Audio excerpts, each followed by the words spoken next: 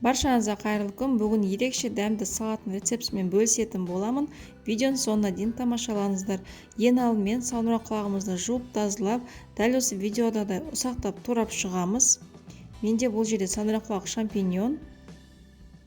Кейіннен жас малдың еті, яғни сиырдың етін тураймыз. Турап болғаннан кейін қызып тұрған табамызға, майымызға сарымсағымызды салып, шампиньонымызды салып, аздап тұз сеуіп, жақсылап піскенше қуырып аламыз.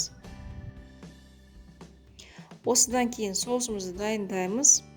Ол үшін бізге қаймақтың үстіне лимон шырынын бір ас қасықта лимон шырынын сығып аламыз. Аздап дәміне қарай тұз, 2 ас қасық соевый соус,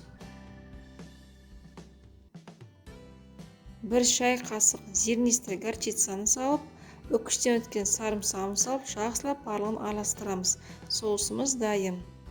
Кейіннен ыдысымызға ірілеп туралған айсбергімізді саламыз.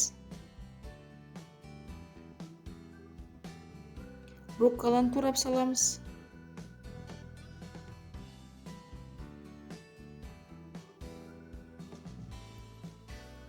Енді осының үстіне 1 ас қасық соусымызды салып, жақсылап араластырып жібереміз. Соусты тым көп салмаңыздар, аздап қана салсаңыздар жеткілікті. Кейіннен үстіне қуырылған шампиньонымызды салып, туралған етімізді салып, және ұсақтау туралған қызанағымызды саламыз. Барлығын жақсылап араластырамыз. Міне салатымыз дайын, өте дәмді болып шығады. Сіздер де осы рецептті дайындап көріңіздер, астарыңыз дәмді болсын.